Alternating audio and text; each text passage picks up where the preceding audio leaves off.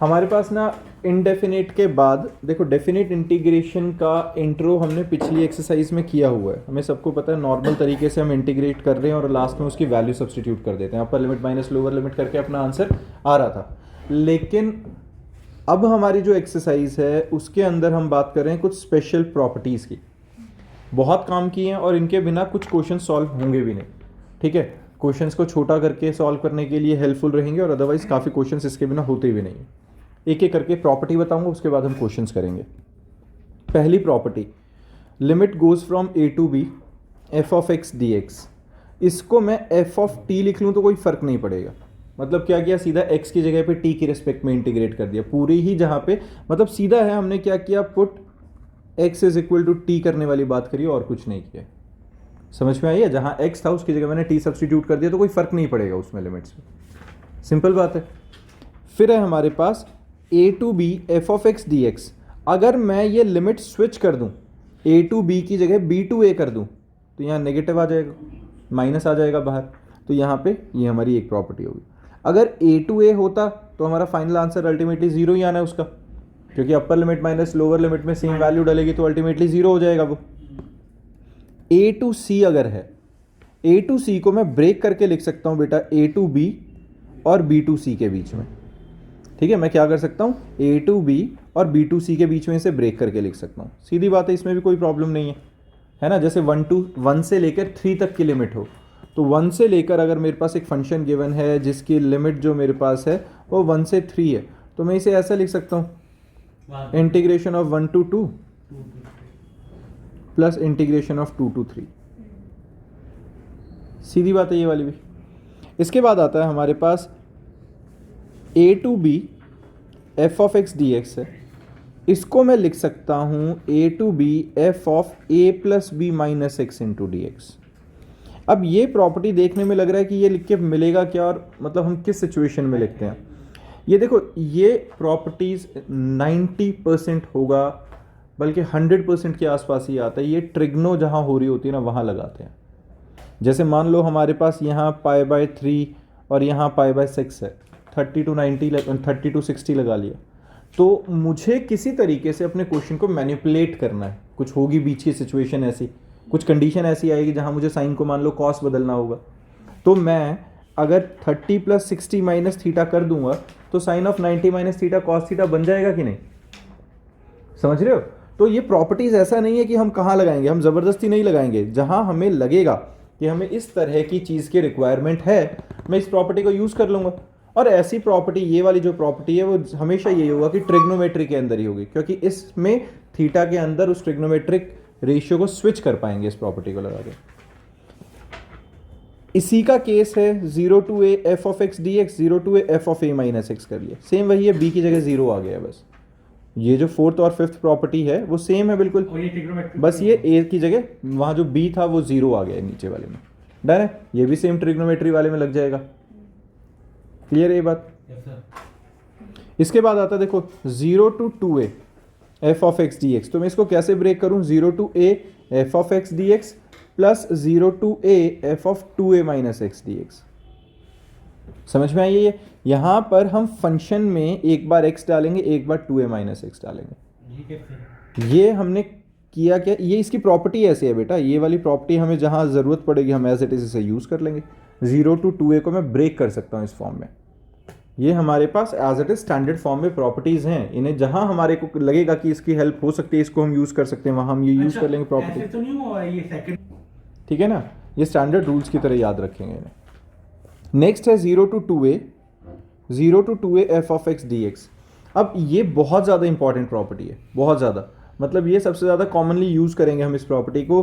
0 to a twice of f of x d x हो गया। ये कब? अगर f of 2a minus x f x ही बन जाए तो। F of 2a minus x वापस से एफ एक्स बन जाए, ऑब्वियसली ट्रिग्नोमेट्रिक में होगा। जैसे साइन ऑफ वो अपना 360 minus theta, cos of 360 minus theta cos theta ही बनेगा, है ना? समझ रहे हो? तो sine of 180 minus theta sine theta ही बनेगा। तो उन केसेस में वो twice of 0 to a use कर सकता हूं मैं। समझ में आया? और अगर माइनस एफ एक्स आ जाए जैसे sine of 360 minus theta minus sine 360 आ जाएगा, माइनस साइन थीटा आ जाएगा फोर्थ क्वाड्रेंट में, है ना। ट्रिग्नोमेट्री के अकॉर्डिंगली हमें पता है अगर मान लो साइन फंक्शन हो तो 360 माइनस थीटा फोर्थ क्वाड्रेंट में आएगा, फोर्थ क्वाड्रेंट के अंदर साइन तो नेगेटिव आ जाएगा। तो अगर ऐसा होगा तो हमारे पास हम सीधा आंसर क्या डाल देंगे, 0।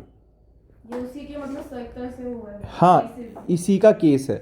अगर हमारे पास f of 2a minus x f x के इक्वल हो जाएगा तो सीधा ये लग जाएगा, और अगर माइनस ऑफ एफ एक्स के इक्वल आएगा तो सीधा आंसर 0 हो जाएगा। समझ में आई ये बात।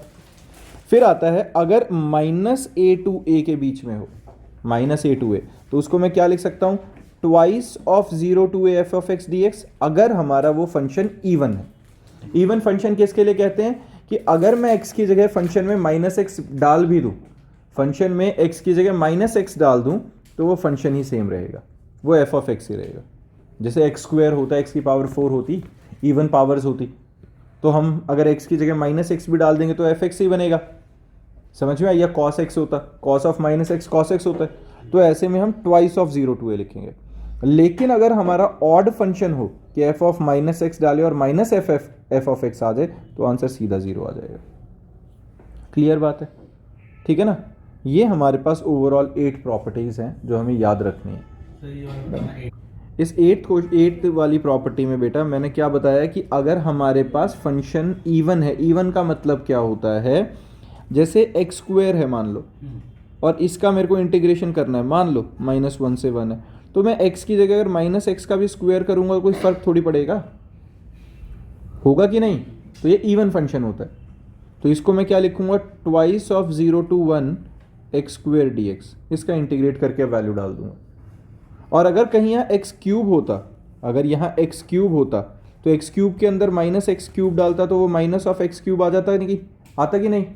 तो ये ऑड फंक्शन बन गया, अगर नेगेटिव आ गया आगे तो ऑड फंक्शन का सीधा इंटीग्रेशन क्या आ जाता है, 0, सीधा 0 आ जाएगा, सॉल्व करने की ज़रूरत नहीं है।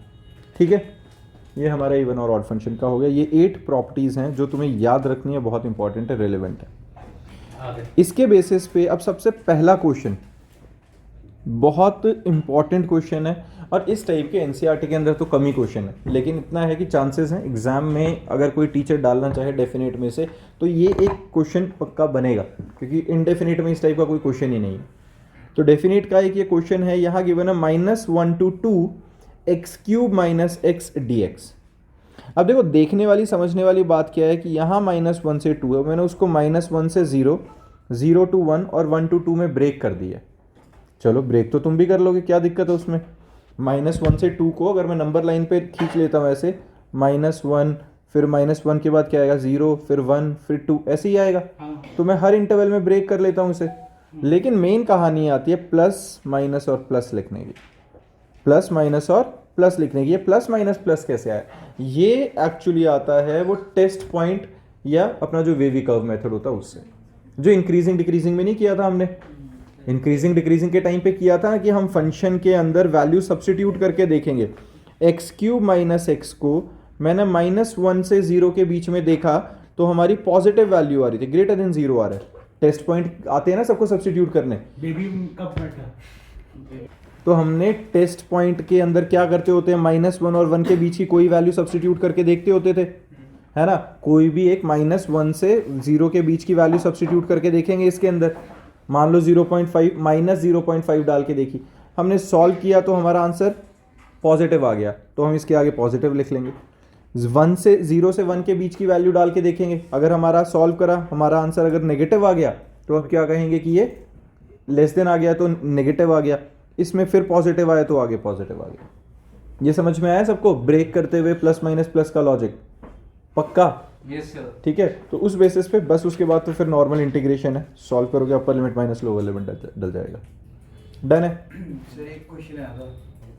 अब हमारे पास क्वेश्चन है -π/4 से π/4 साइन स्क्वायर dx। देखो अपने को एक चीज़ तो पता है बच्चे कि हम साइन स्क्वायर कॉस स्क्वायर की तो इंटीग्रेशन कर नहीं सकते, तो उनको कॉस थीटा की फॉर्म में कन्वर्ट कर लेते हैं, है ना। 1 - cos 2x/2 कर लिया अपना। और यहाँ देखो ये -π/4 से π/4, ये कौन सी प्रॉपर्टी बन रही है, माइनस ए से ए वाली बन रही है ना, ये बन रही है। पहले ये देखो इवन है या ऑड फंक्शन है, सिंस इसके ऊपर स्क्वायर लगा हुआ है, स्क्वायर लगाओ तो minus sine of minus sine x भी साइन एक्स ही बनेगा, तो इवन है तो वो ट्वाइस ऑफ 0 to π/4 बन सकती है। तो कैसे पता चला कोई इवन है? क्योंकि मैंने x की जगह पे जब माइनस एक्स डाला तो sine of minus x minus sine x होता है, लेकिन उसका स्क्वायर होके वो प्लस हो गए, ऊपर 2 है पावर। हाँ स्क्वायर हाँ क्लियर है ये? तो हमने अब साइन स्क्वायर एक्स को 1 माइनस कॉस 2x/2 लिख लिया। अब ये 2 बाहर वाले 2 से कैंसिल आउट हो गया, तो 1 माइनस कॉस 2x की सीधा इंटीग्रेशन करते हैं और फाइनल आंसर आ जाएगा। डन है? इस टाइप के क्वेश्चन से बच्चा जो करने हैं, मेन क्वेश्चंस आते हैं जैसे ये देखो, ये एग्जांपल नंबर 32 एनसीईआरटी का ही है। लंबा सा क्वेश्चन है पर इसके अंदर प्रॉपर्टीज लगेंगी और वो ध्यान रखना है।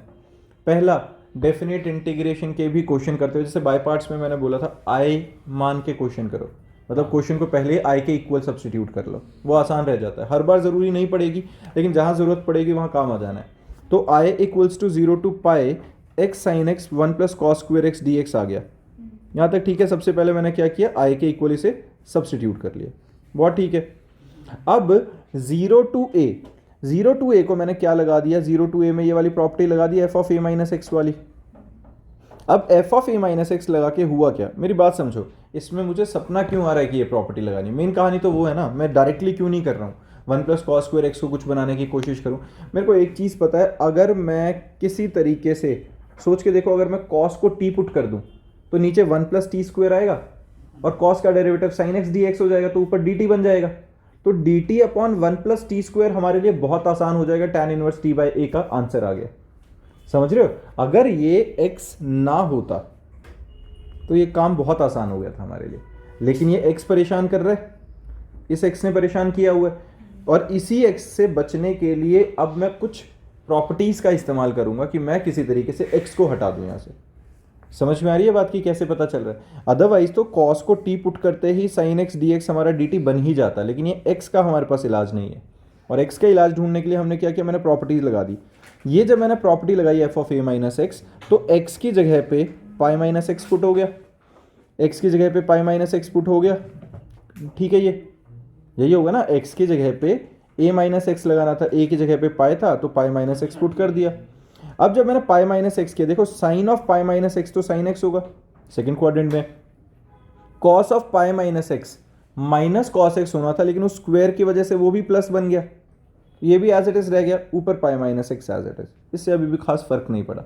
एक काम करते हैं, ब्रैकेट ओपन कर लेते हैं और ब्रैकेट ओपन करके pi sine x d x over 1 plus cos square x को अलग लिखा, minus 0 to π x sin x dx over 1 plus cos square x को अलग लिखा। अब ध्यान से देखो, ये तो पाई है, ब्रैकेट के बाहर आ जाएगा, कोई दिक्कत नहीं है। और जो मैंने बोला था इसको टी पुट करने वाला, वो डी टी बना लेगा कि नहीं ऊपर वाला। और ये पूरा आई बन गया। सेम क्वेश्चन, ये आई उस साइड जाके 2i बन जाएगा, इसके अंदर हमने टी पुट किया। अब एक चीज़ पे और ध्यान देना, जब मैं कॉस एक्स को टी पुट करूंगा तो दो तरीके से हम इसे सॉल्व कर सकते हैं। एक कि साथ में ही लिमिट भी चेंज कर दो, एक की पहले इंटीग्रेशन सॉल्व करते हैं और वापस से इसको x की टर्म्स में लाके और फिर लिमिट्स डाल दें। तो दोनों तरीके से वैलिड होता है, जैसे ठीक लगे कर लेना। मैंने यहाँ पे क्या किया हुआ, मैंने लिमिट चेंज करी हुई है। कैसे? व्हेन x गोज टू 0, तो यहाँ पे x की वैल्यू 0 डालोगे तो tan t की वैल्यू क्या आएगी, cos 0 की वैल्यू 1, तो ये t गोज टू 1 आ गया। दूसरा था पाई, जब मैं cos के अंदर x गोज टू पाई करूँगा तो t की वैल्यू -1 आएगी कि नहीं? तो हमारे पास लिमिट क्या आ गई है, 1 से लेके -1 आ गई कि नहीं? 1 से लेके -1 minus D T over 1 plus T square, minus बाहर लिख लिया, पाई बाई 2 अलग आ गया, D T over 1 plus T square का सीधा फॉर्मूला बन जाएगा, है ना? वो क्या होता है हमारे पास, तो ये हमारे पास अब ये इसका फॉर्मूला tan इनवर्स t बन गया कि नहीं? सीधा इंटीग्रेशन बन गई। अपर limit minus lower limit substitute करते हैं, tan इनवर्स 1 को पाई बाई 4 लिख लेते हैं, tan इनवर्स 0 हमारा 0 हो जाएगा, जो आंसर बाहर के पाई से मल्टीप्लाई होकर pi square by 4 is the final answer. ये 1 -1 लिमिट्स थी। हाँ जी, -1 से 1 लिमिट को मैंने फर्दर एक और प्रॉपर्टी लगा दी, -1 से 1 को twice of 0 to a, even function है ना वो, t की जगह माइनस टी भी डालोगे तो उसका स्क्वायर होके प्लस ही बनना है, तो वो सिर्फ एक नहीं भी लगाओगे तब भी आंसर सेम ही आएगा। अगर अब मैं बिना लिमिट चेंज किए करना चाहूँ कि भाई मैं क्या करूँगा, फिर देखो मैं ना यहाँ पर integration of D T upon 1 plus T square है, ठीक है, माइनस पाई मैंने बाहर लिखा। अब मैं लिमिट नहीं लिख रहा, ध्यान से देखो तो क्या करूँगा, tan इनवर्स ऑफ t आएगा, डन है। अब t की जगह पे ये सब्स्टिट्यूट कर दो cos x। अब वो tan inverse of cos x, और अब इसके लिमिट क्या डालोगे, जो लिमिट हमारे पास थी 0 से पाई, 0 to पाई, ये कर दिया मैंने। अब एक देखो tan inverse of cos of पाई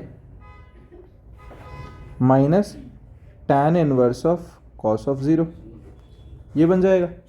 तो cos पाई की वैल्यू क्या होगी, cos पाई की वैल्यू क्या होती है -1, माइनस tan इनवर्स cos 0 की वैल्यू क्या होती है 1।